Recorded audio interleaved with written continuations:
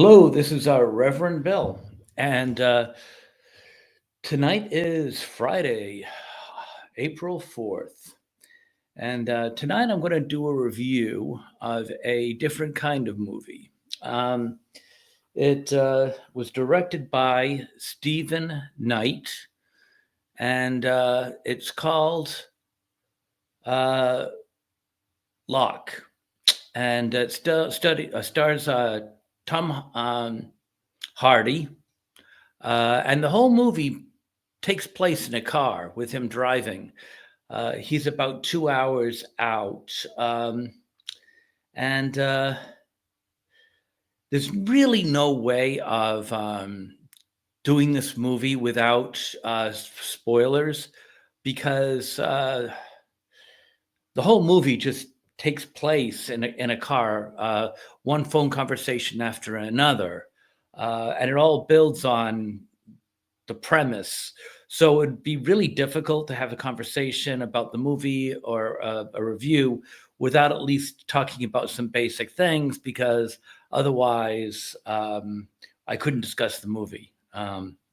So there's that. I will say, however, though, that I don't really think that there's a way of spoiling the movie because there's a lot of plot development all the way through, and any spoilers would probably be out in the first few minutes anyway. So if you are, really don't want to and to know anything about the movie, then that's fine. This would be a good time to, shut it off.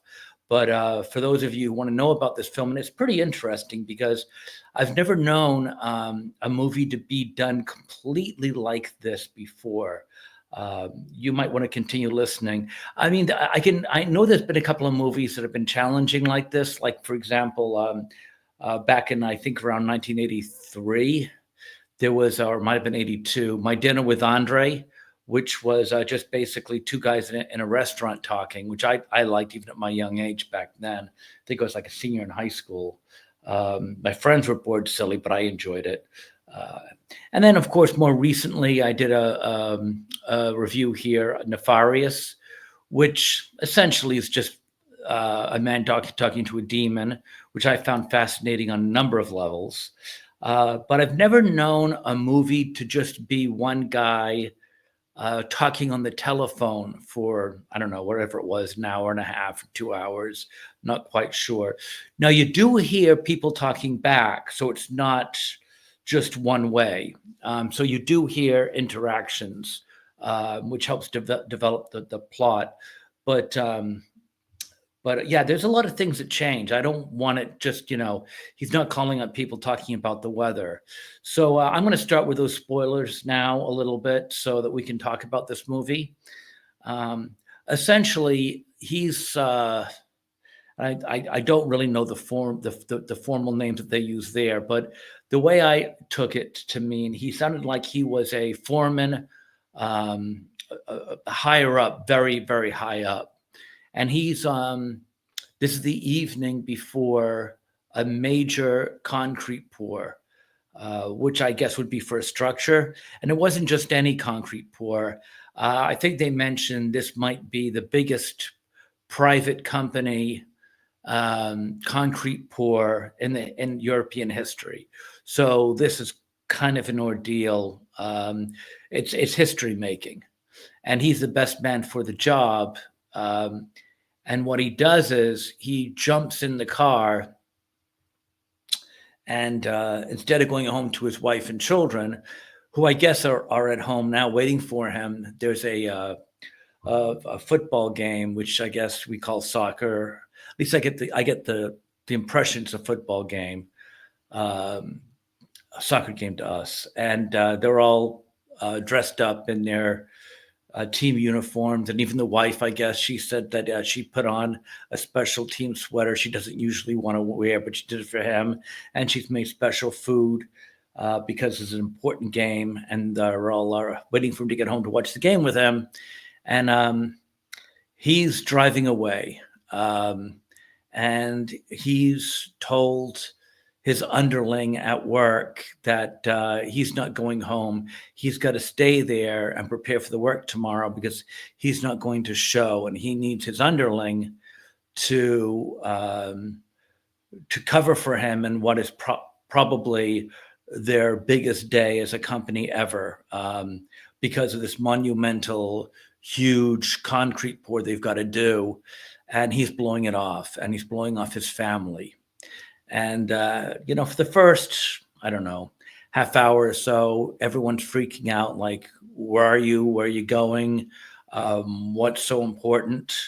Um, and I'm going to tell you what's so important because it does take a while for you to find out, but that's not necessarily, I don't think, the big part of the story. I think the big part of the story is how he deals with it. So you find out later on that he does travel on business. And there was a time a few months ago where he went away in business. And this is a man that's very dedicated to his job and very, very dedicated to his family. He's an A type personality through and through. But something happened. And there was a night where there was a woman who supposedly is very virtuous. And I don't know, they had a tough day at work and something happened where she ended up with him and they drank a little bit, excuse me. And they slept together. I don't know how many times, but when he left, I guess she ended up being pregnant. And now she's at the hospital and she's giving birth and she has no family or friends. And he's all she has. Now, part of this is pretty interesting, is he does call her at the hospital. She's had gone to labor. It was unexpected. I think she might be a couple of weeks early. That's why he's kind of caught, no pun intended, with his pants down here, right the night before a big pour. And he now is going to give up basically everything that he has because he's got to go and he's got to be here for the baby being born. Now, further complicating things is that, because you might ask yourself, like I did, why are you giving up everything? Because he is quite clear when they're talking on the phone. This woman's talking on the phone. I think her name's Bethan. And she says, "Tell me that you love me." And he says, "No." And she's like, "Well, you're always going to be with me." And he's like, "That's a ridiculous question." I mean, he basically tells her, "I don't know you. I don't love you. This is really kind of crazy. I just want to be there for the baby." And the reason why he has this is because I think he's got a problem with his father, the way his father treated him. Not quite sure. I don't think they go into explicit detail, but you get the feeling that his father was distant or absentee. And as a result, he's always tried to be the father that his father wasn't. And somehow he decides that this is where to draw the line. He doesn't want his baby to be born without a father. Um, is that noble? I mean, no, I would say not. I would say this is irrational and this is destroying lives for a woman he doesn't love and a baby who he admittedly doesn't intend to take away or give a better life. He just wants to be there for the baby to be born, and that somehow is going to make up for the sins that he committed with the woman on a business trip. Well, he's ready to lose his job. He's going to lose his family. He's going to lose the woman he loves. He's going to lose his children. He's endangering everything for a woman he admittedly knows he does not love, and for a baby he's admittedly not going to do much with, just to be there where the baby's born. I find that to be a kind of a dangerous hill to die on, especially with this woman.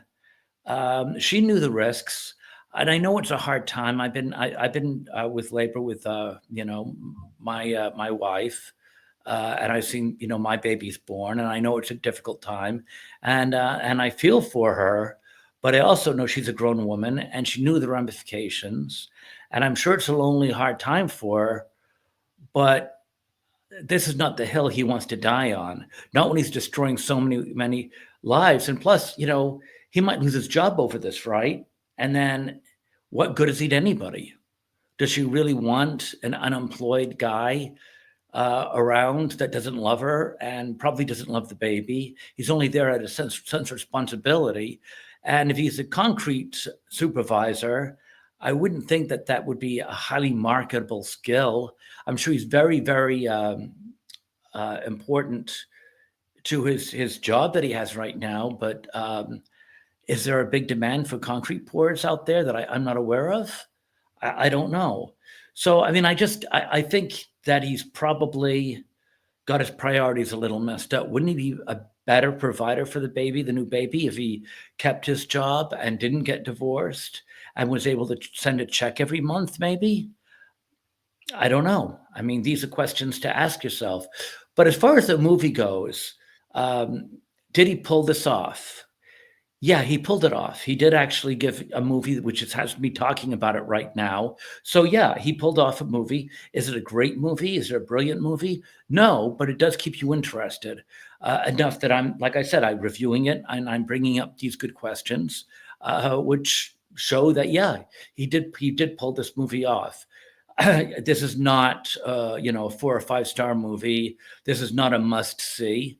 This is something that if you want to kill a couple hours and have a conversation, with your significant other over it, yeah, this will do it. I mean, I'll give it a 6.5, maybe even a 7 out of 10. It is you can watch it for free on Tubi and Pluto. It's not long and draggy. It sounds like it's a lot to ask for a phone conversation on the phone, but it does move along. And there's some. This guy's a really good, very good at his job. At one point, his underling calls him up and he's like, "Oh, we're not going to be ready. We're not going to be ready. We need this, this, this, and this." And he says, "Oh, what time is it? Okay, there's some guys digging up the street. They'll be getting off in 15 minutes. You got to run down there, ask for, I don't know, his name's Steve. He owes me a favor. Tell him that I'll give him, I don't know, 200 quid. If he gets his guys down there and digs us out, he'll have to work all night long, but he'll do it for you. Drop my name." And sure enough, his underling goes down there, finds the guys, they come back, they do it for him. I mean, he's really good at his job. And he was there for 9 years to build this kind of reputation. And to blow it over this, I just think it's crazy. Anyway, so that's my review of this movie. I could talk about it all night long, but I won't. I'm already taking up 12 minutes of your time. So this is Reverend Bill. Hope you enjoyed this. If you did, please like, share, and subscribe. And if you didn't, come back again, and maybe I'll do a better job next time. And I will talk to you later. Have a great weekend. This is Reverend Bill signing off. Bye.